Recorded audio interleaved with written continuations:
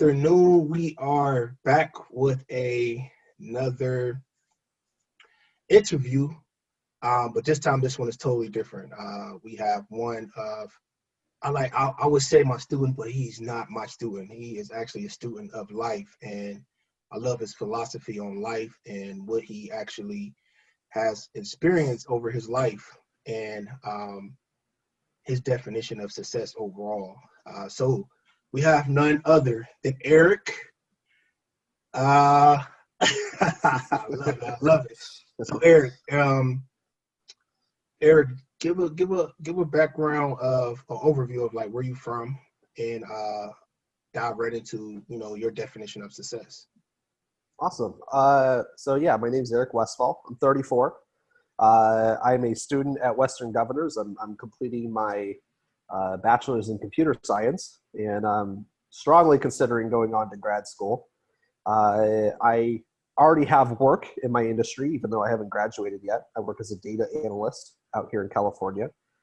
However, my hometown is South Bend, Indiana, and go Notre Dame, fighting Irish. Woo! But yeah, I have a very interesting past, I would say. I was homeless for 4 years. I literally slept on sidewalks in Los Angeles and San Diego and in a short time back in South Bend. I was also a monk, or I guess sort of a monk, where I meditated all day, every day. And I've hitchhiked around the country. I've climbed a mountain in Alaska. I've done all kinds of things, man, just in all kinds of places. And it's pretty useful, I think, to mention these sort of things, because as I've done these things throughout my life, my definition of success has actually changed. It hasn't remained constant.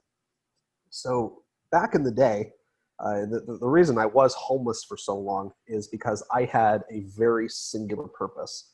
And that purpose was finding the truth of God, the universe, and everything. I had to know. It was a really big deal for me at the time. Mm-hmm. My definition of success then was very simple. Did I meet my goal? Have I found the truth? Truth with a capital T. It was that simple. It was. I could fail in every other way in life. Financially, romantically. I could fail in everything else. It wouldn't matter to me as long as I did that. As long as I could find the truth. Absolutely. And that was a very intense period of my life, as you can imagine. Mm-hmm. And then after that phase of my life was over, I would say I transitioned into a little more of a mainstream definition of success. Really? I want to live like a nice, comfortable life that's fulfilling. That it fulfills me, I think would be my definition of success. And knowing what, there's a lot of aspects to that, of course, like how a human being is fulfilled. That can be rather complex, but there are definitely some things I think that are common, such as being financially successful, because it's a lot easier, just when you can pay your bills and don't have to stress and worry. But also having good relationships and having a thing to do in life that's kind of fun. Yeah. So I would say that's my definition of success anymore is just being able to live a nice, to live a good life as a good human being. Absolutely, absolutely. Very thorough introduction of yourself. Wow, man. Thank you. Several things stood out, especially as you was figuring out exactly what life meant to you. And then, like you said, as we unpack that, you said, Maurice, as I went through life, my definition of success changed at different levels. And right now, where you stand, you seem to be like, okay, I don't want to say complacent, but you're more so of say, hey, I am strongly considering grad school, and that itself is a goal that I know that you are definitely, let's just say that you are locked in and focused. You attend several universities outside of WGU, and one thing he did not mention is he is a math genius. We would not take that away from him. He is definitely a math genius. Yeah, we definitely want to say that. Thank you. But hey, if you don't mind diving into your first rule of success. Yeah. Okay. So the first rule, like I was thinking about saving this one for last, but I'm actually going to go first with this one because in my world is the king of the rules. Every other rule that I have, like if you could pretty much take the rest of them away and it would all just boil down to this one. The rest of them are just kind of individual expressions of this single rule. And the first rule is keep it real. Keep it real. Tell me more. Keep it real. Well, Keep it real. you know the old phrase that knowledge is power. Yes. And I really, really, in my experience, that is the truth. You see, you can be successful while still having untrue ideas. By when you're not keeping it real, you still can be successful, but you can't do it on purpose. You can only do it accidentally. If you want to be purposely successful, purposely skilled in whatever you're doing, you gotta work with reality. Reality is the ultimate arbiter of everything, no matter what your ideas are, no matter like reality is it. It's the truth of everything. Mm-hmm. So if you have ideas, you got to test them against the world. And if they don't work, come up with new ideas. And if they do work, keep doing it. Yeah. Like, to me, keeping it real is it's the king of the rules. It's everything else that I have learned has been from challenging myself to let go of falseness, to let go of what doesn't work, because reality is telling me, hey, this ain't working out.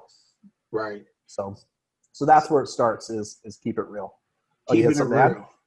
No, I don't really have nothing to add, but I will say this. During these interviews, some form of that definition of success has actually been stated in different ways. So for example, someone said, knowing yourself, understand yourself and what you're doing.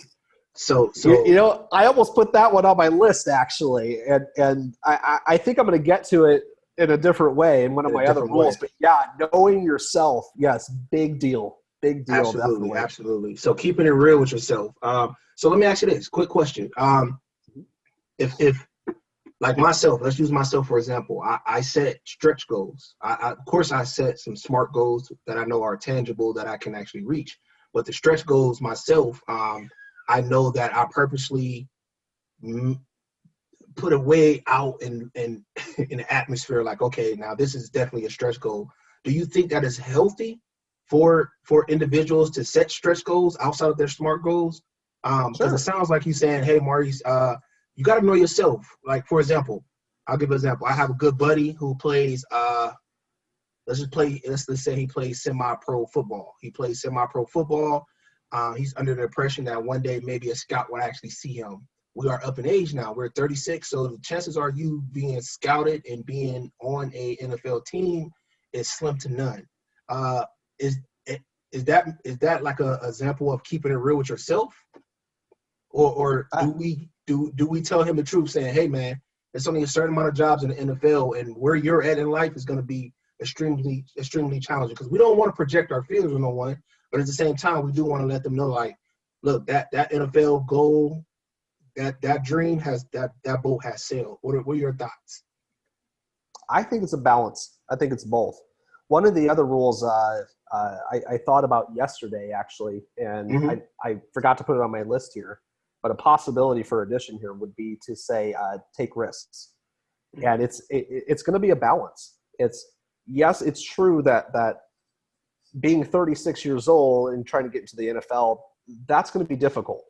But at the same time, there's also past precedent. And if you're keeping it real, and you're looking at reality, and you're looking at what the truth is, there is the fact that George Foreman won the heavyweight title at like 45. You know, so this can happen. It's not that it's outside the realm of possibility.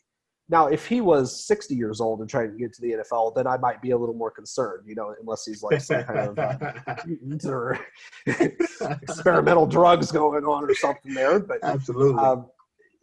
But it's not that being 36 and make it into the NFL is out of the realm of possibility. It's not outside the realm of possibility. But there is also keeping it real, as in it's unlikely, it's improbable. Absolutely. Just Absolutely. because it's improbable doesn't mean you don't do it. Yeah. Good call out. I love it. I love it, because we definitely had those tough conversations, man. I'm like, man, look, when you gonna sell on that boat there and focus much more of your energy on another endeavor that you know that you're great at already. Never mind being great at that you're already good, and continue to cultivate that specific skill.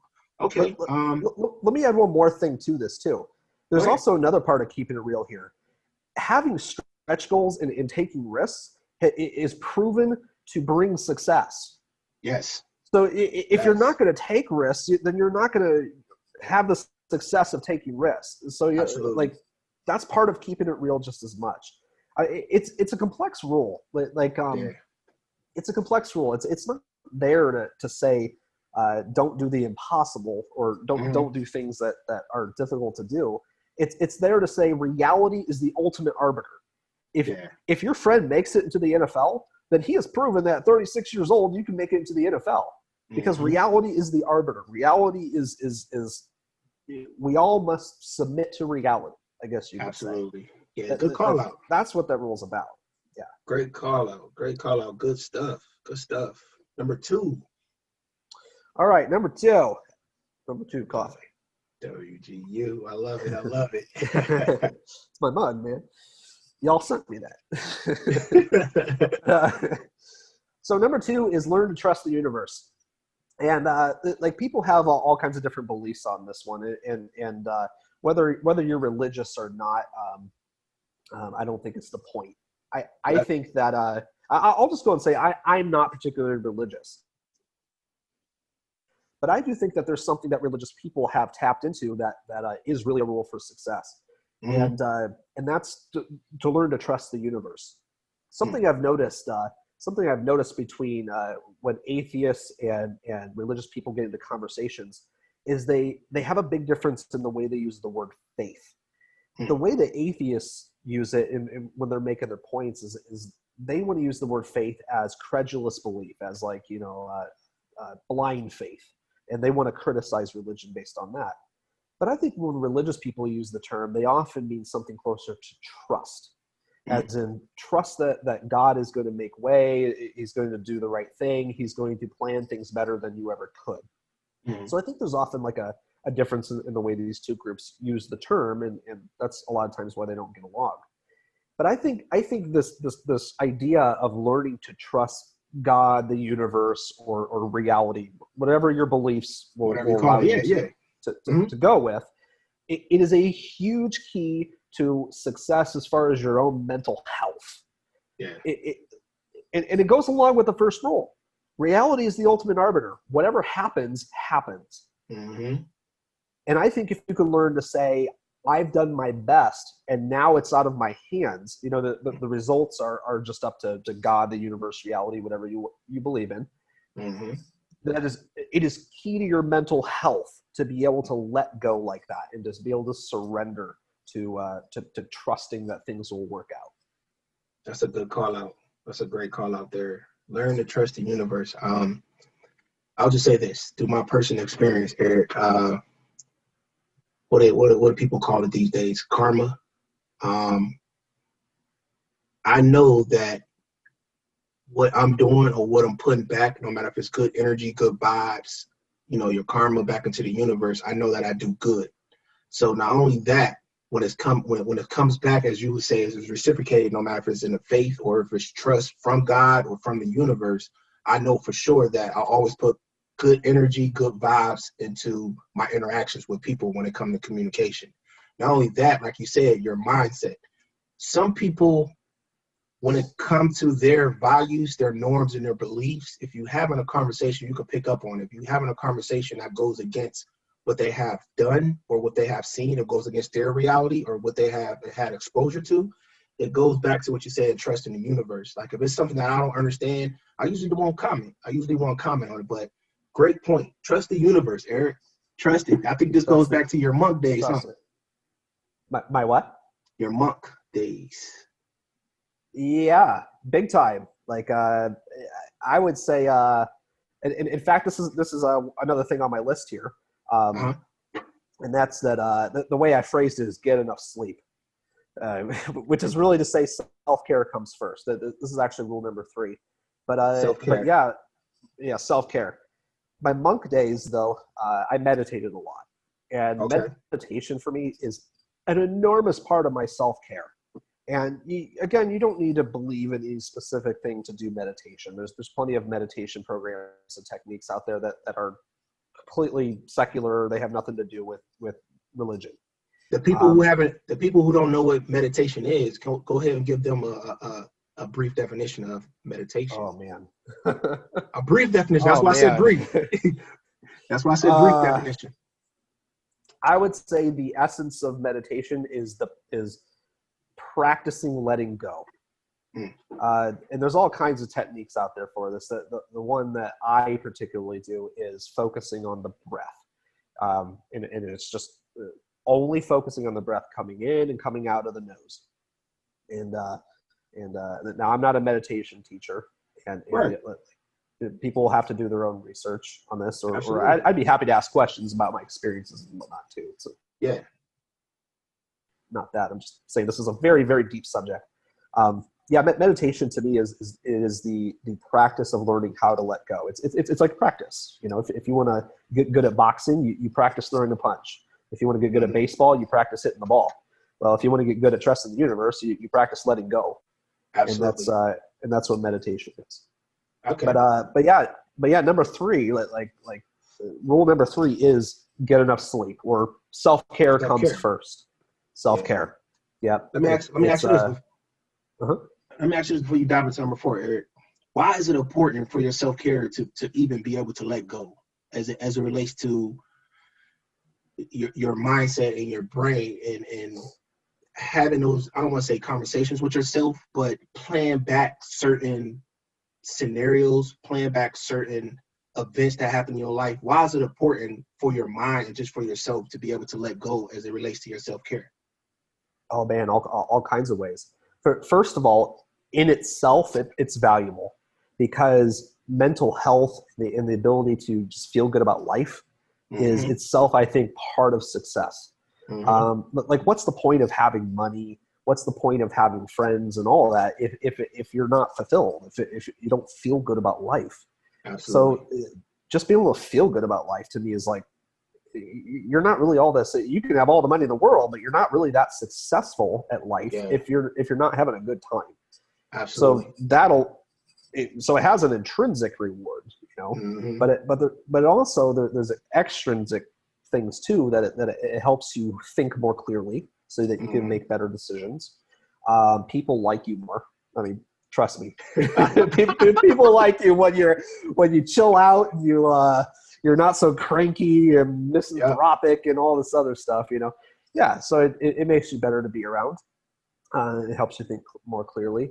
And, I mean, those are the 2 things I'm sure I could think more off the top of my head. Absolutely. I just one-on-one for individuals who are trying to follow the conversation and just understanding where you're coming from as it relates to self-care and meditation, and helping your mindset and being able to get over or let go of things. So that's mission critical there. I mean, do you want to feel less anxiety? Don't we all?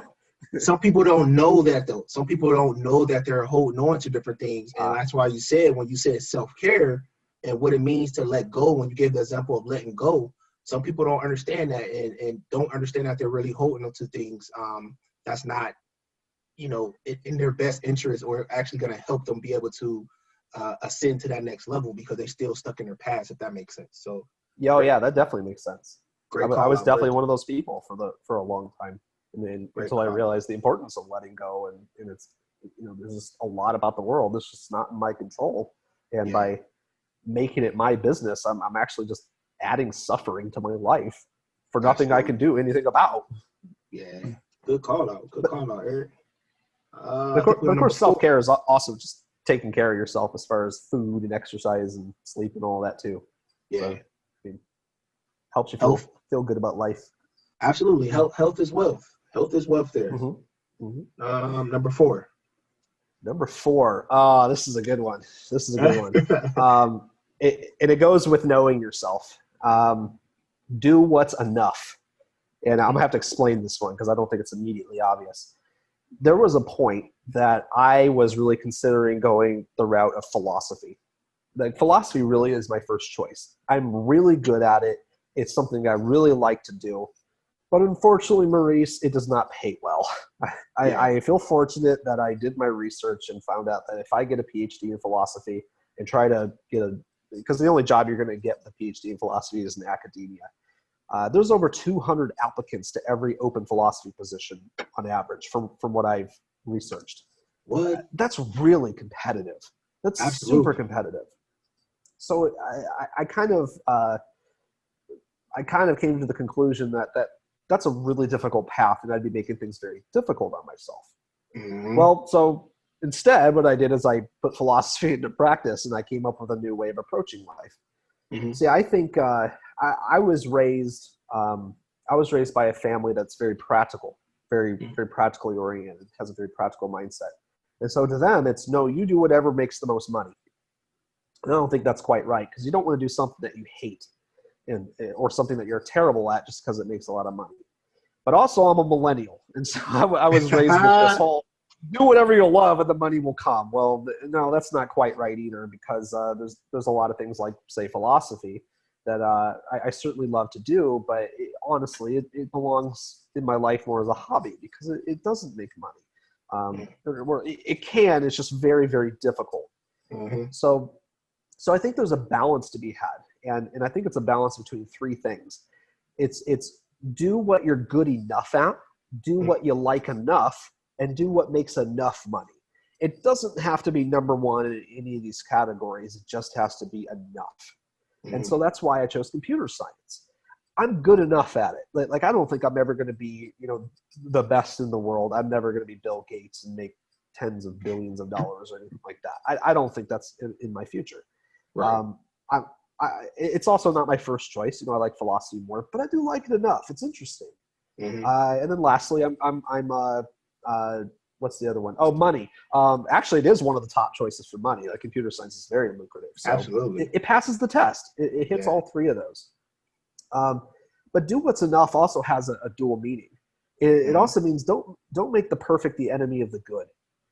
Like do what's good enough. And I've had to learn this in my job.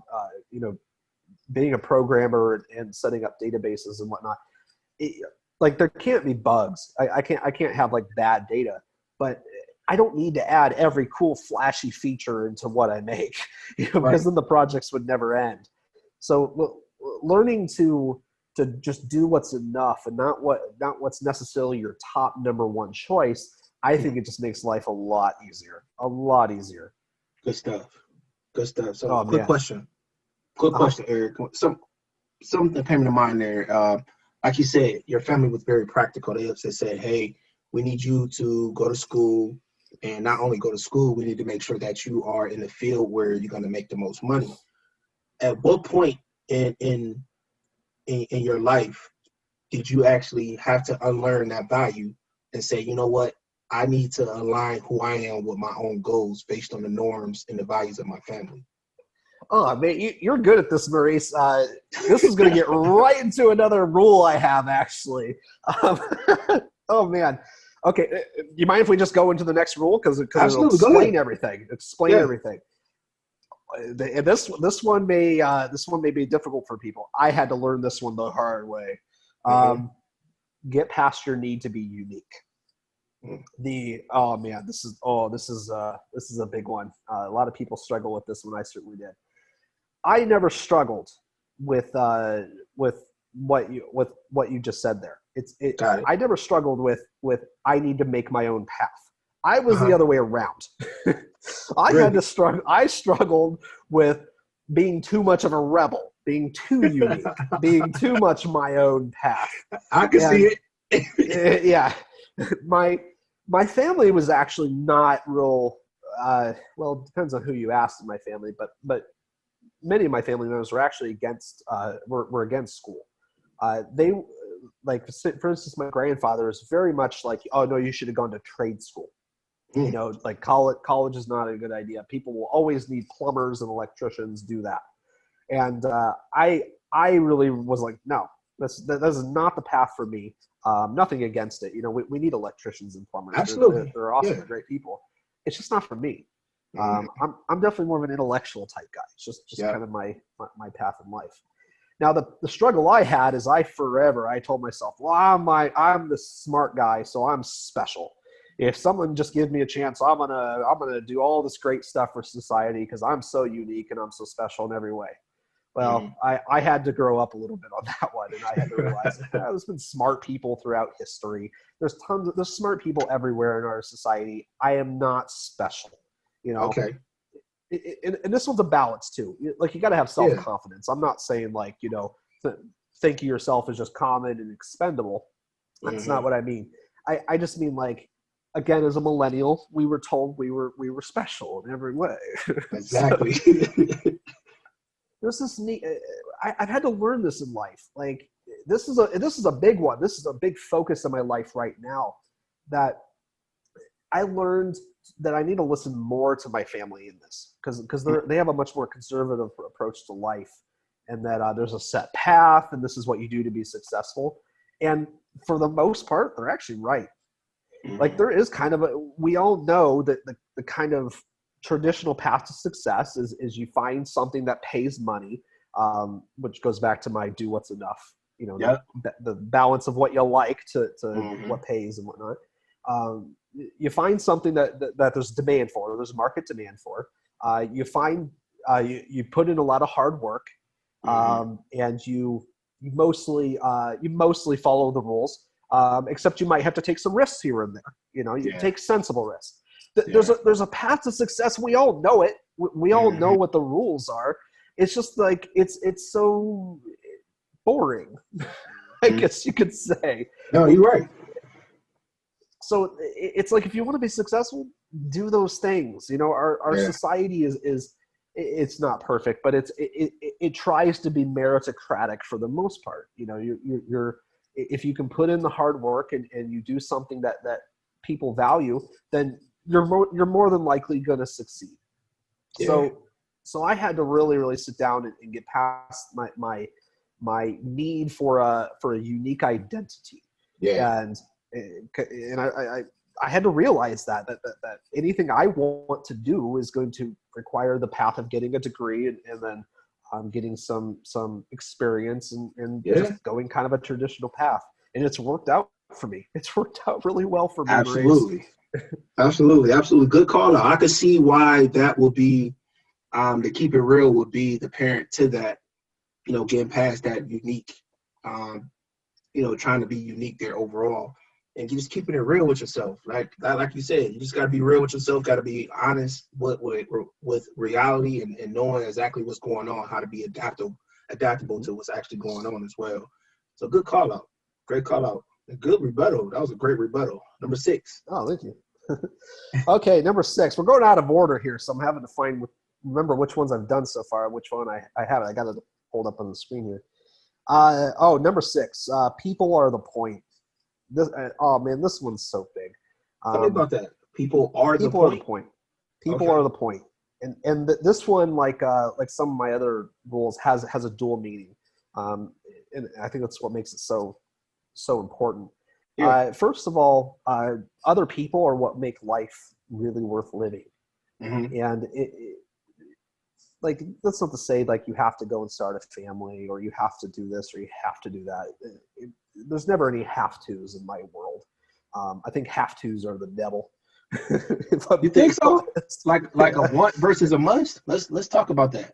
Like, if someone wants something, most likely they're not going to put their all. But if it's a must, you know for sure it's going to be 120%. A want versus a must, that's important. I see what you're saying. I think I mean have-tos as in judging people by the way they live their lives or who they want to be. I think that's not what's good. But as far as like telling yourself, if I want to reach this goal, this is something I have to do, then yeah, there are a lot of those, and yeah, they're great motivators. So I would actually agree with you. So there's a difference there in what I mean. Okay. as far as people are the point, I think what really, really makes life worth living is other people, is belonging to a group of people that have similar values, that have similar goals, that are working with you.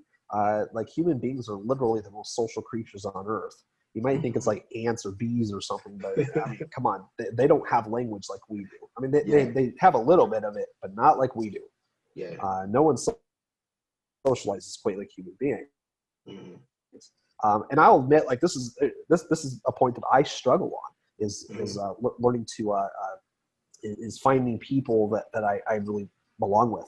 But I do know it's the point, and I do know that's what creates satisfaction in life is finding communities and finding relationships. But there's also another side to this. Like I said, this has a dual meaning. People are the point, as in if you want to be successful, especially financially, you got to create value for other people. Most people that get rich, and again, it's not 100%. A lot of people they inherit their wealth or they hit the lottery. But most people that get rich because they've created something that's of a lot of value to other people. Mm-hmm. For instance, like Bill Gates got rich is an absolutely integral feature of the computer revolution. Like our computers would not run the way they do without the products Microsoft has made. So he's created a lot of value in society because computers help businesses run very, very efficiently. So he's created a lot of value. We're much more productive because of the Microsoft. Absolutely. So and this one kind of I think also goes maybe to the point I made previously and the next one. I'm going to introduce the next one because these ones just go together too much to separate them fully. Money is a stand-in for value. Roughly, but like what money represents is value. I have a lot of friends, and I used to be of this mindset too, that say things like, "Well, I don't really care about making a lot of money. I just want to do something that helps people."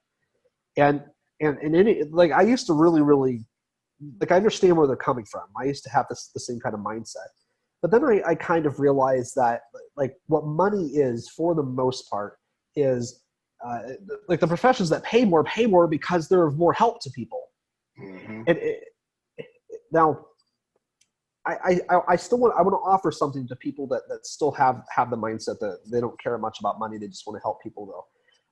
There's a tool called RIASEC, RIASEC. Also, sometimes it's also called Holland codes, and it's sort of a personality system of different careers. And it's awesome. It's awesome. I like just like viewers can go Google it and they can probably find a free test that will help them determine their RIASEC type and explore that because it's cool stuff. One of the letters of RIASEC is social, S, and social type jobs are like teachers, nurses, people that help other people. And I think when people say that they want to have a job that helps other people, what they're really saying is, I want a social career. I want a career that's in this segment of the RIASEC model. So I would highly advise people that have that sentiment inside themselves to help. Go take the RIASEC test, explore it. Yeah, it's good stuff. And anyone can get value from it, really, not just social people. But one of the things that I realized in life is that money, I really got to keep saying it. It's not this is not perfectly and absolutely always the case, but money roughly is creating value. And so if you're earning money, you're generally doing something that's of value for society. So but it goes back, but it ties into the point that the people are the point. Like if you want to be successful in life, what you're going to be doing is you're going to be serving other people in some way, shape, or form. Whether it's Bill Gates, in technology, people that do tech are serving people by making work more efficient and work easier. Whereas people that are like teachers and doctors are helping people in a more direct manner. But in every case, it's because you're providing something that other people value. Absolutely. So a couple things. People are the point for value, and money is the standing for the value.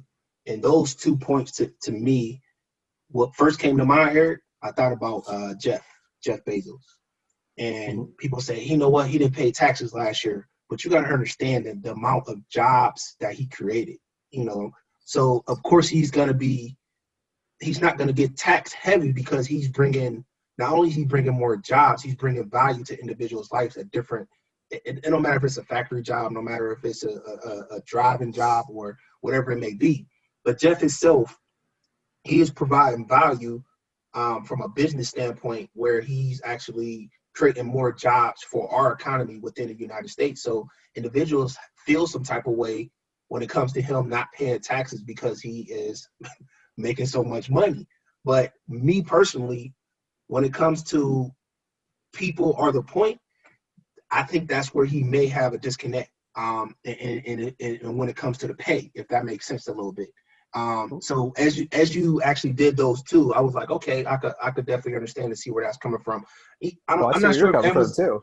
Yeah, I'm not sure if Amazon is a tech company, but you know, it really made me think. And you drove that point when it comes to people are the point, and you got to understand that anything or any interaction that you're doing, you got to understand, like you said, humans have developed a certain dialect or language for us to communicate and be able to keep the human race going, if that makes sense, when it comes to establishing infrastructure and establishing rules for society and different things of that nature, so we all can, I don't want to say be the dominant species, but we all know what we were taught in school. You know, we arrived from monkeys and different things of that nature. So a lot of that stuff went through my head when you were speaking there, Eric. Good stuff, man. Good stuff. Now, just to recap, I know you're looking at your list and you have 3 more. So the first one was keep it real. Number 2 was learning to trust the universe. Number 3 was self-care, and you touched on that a lot when it comes to meditation. Number 4 is do what's enough. Make sure you align yourself with your goals and you're bringing value. 5 and 6 was get past your need to be unique. Number 6 is people are the point. Understanding the value of people in any conversation or anytime you have an interaction, understand you are bringing value to someone some kind of way and different things of that nature. So money is standing for value is number 7. Number 8. Number 8. See, I like Star Trek, but more of the old shows of Star Trek and whatnot. You know, I'm a nerd, man.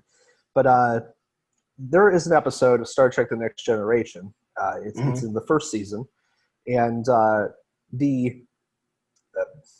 to summarize it really quick, what happens is the Enterprise encounters this like paradise planet, but the reason it's a paradise is because they punish all crimes with death, every one of them, and so everyone it's perfect because no one breaks any laws.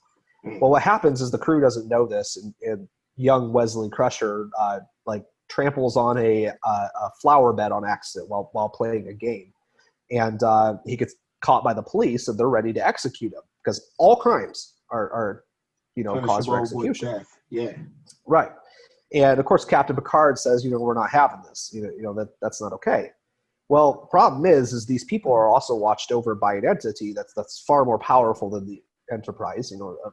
Advanced civilization, and they don't allow the Enterprise to rescue Wesley until Captain Picard gives a speech. And the essence of that speech is that wisdom is a practice in exceptions.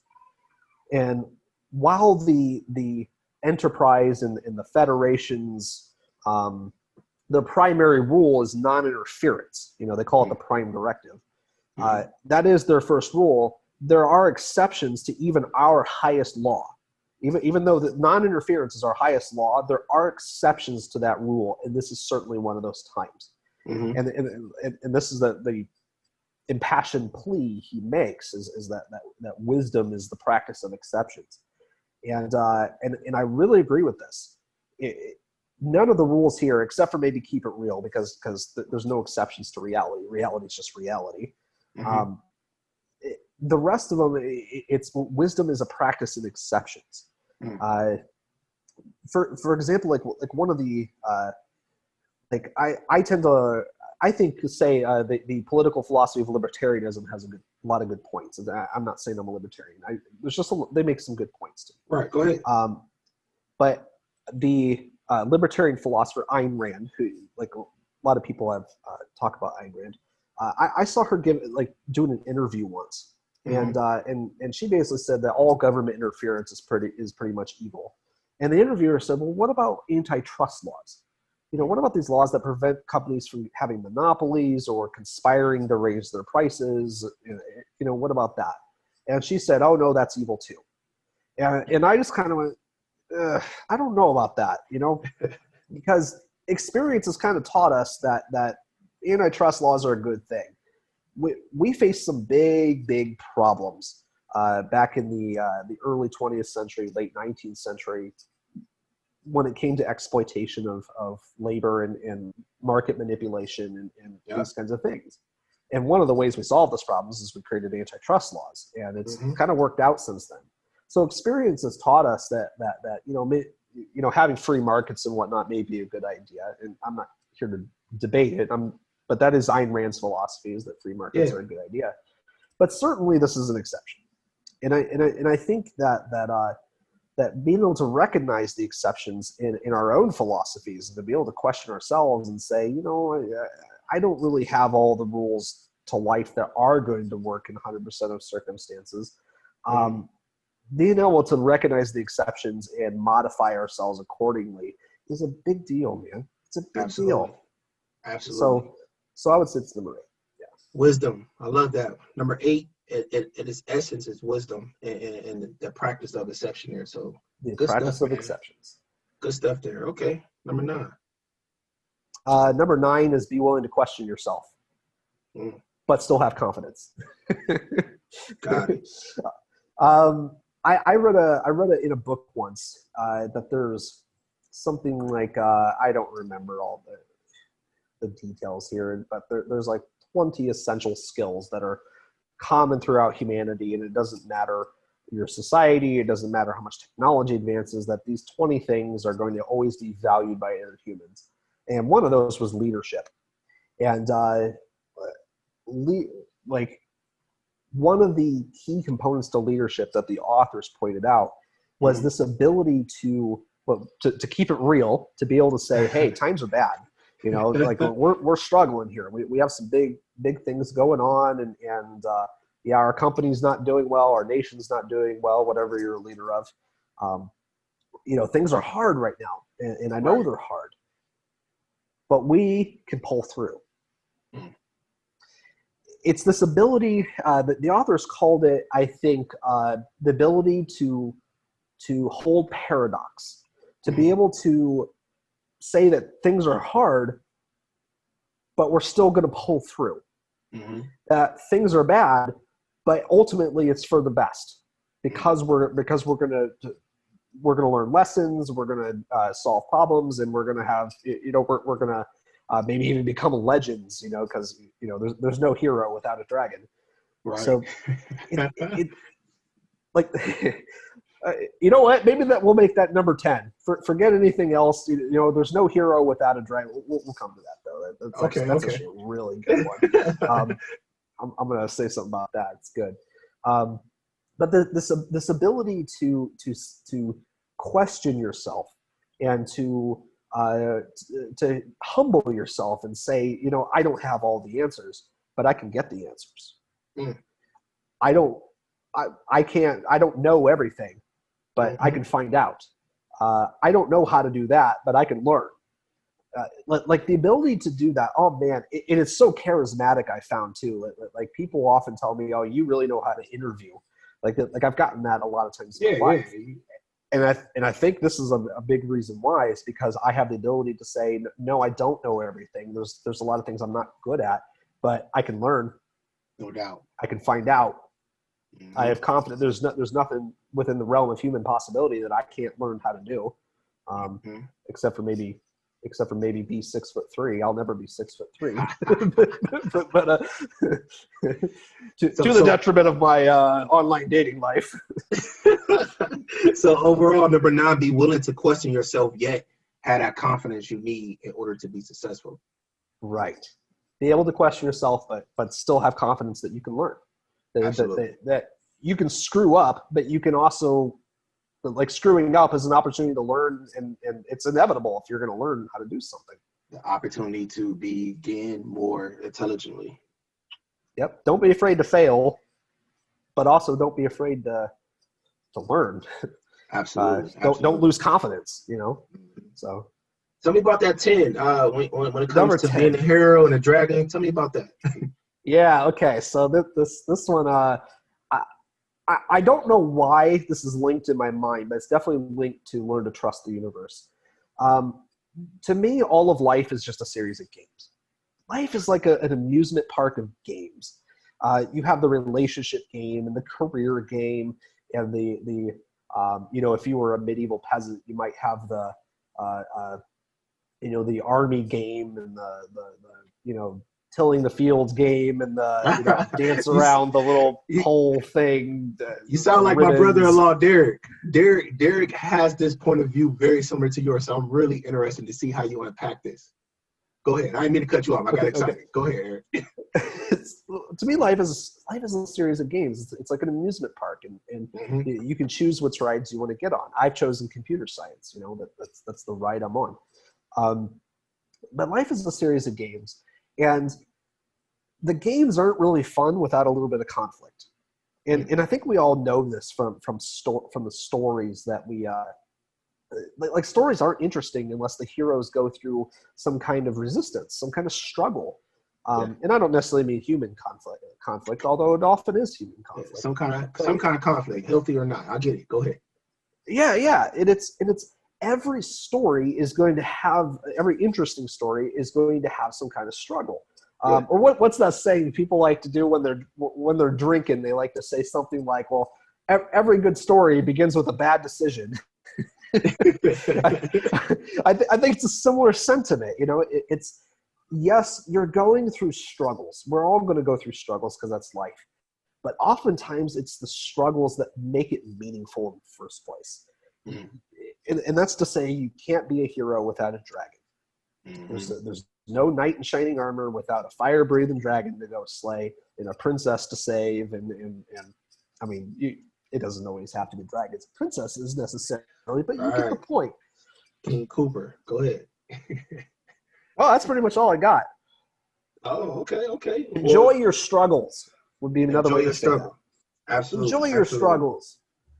A series of games and just being adaptable what's going on here in life. Overall, the biggest one is keeping it real, and then the other 9 itself are actually the children of that, being keeping it real with yourself. Great point. Keeping it real with yourself, number 1. Number 2, learn to trust the universe. 3, self-care, being sure to actually meditate. Number 4, doing what's enough. 5, get past your needs to be unique. Touched on that. 6, people are at the point. When I say people are at the point, meaning to say people are the point in when it comes to creating value, and specifically as it relates to value. Number 7, money is the standard for value. You're compensated based on the value that you bring to a company, a team, some kind of firm, whatever it may be. In any relationship, in any relationship. So wisdom, the practice of exception, being adaptable there. Number 9, being willing to question yourself, yet have that confidence. So great point there. And number 9, just life. Life in general is a series of games.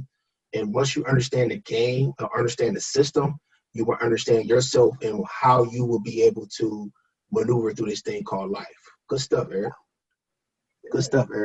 So, Eric, this was a very, very intense conversation. I don't want to say it was intense, but you gave a lot of insight that I'm sure, me personally, some of the things went over my head, especially when it comes to meditation. I know what it is, but I know I just know having a conversation with you and the different life experience that you had, that you're able to answer questions that I'm pretty sure that people have not come up during this conversation. But specifically, 100%. What avenues can people reach out and say, hey, I would like to have a conversation, with you, or whatever it may be? What are some avenues they can reach you? My personal email address would be great, and then anything else, like if people wanted to talk on the phone or something like that, could be arranged through email. Do you want me to, like, I can give my email address verbally right now if you want, or Go ahead. Go. Put it somewhere. Yeah, we definitely gonna put it in the description. But I was gonna say if we wanted someone, if I know some people give out their LinkedIn, some people give out their Instagram, some people give out, hey, you can contact me on Facebook. But your main avenue right now is, hey, if you want to spark any conversation with me, contact me via email first, so I can email. Yeah. Yeah, email first. Yeah, that'd be my preferred way. Yeah.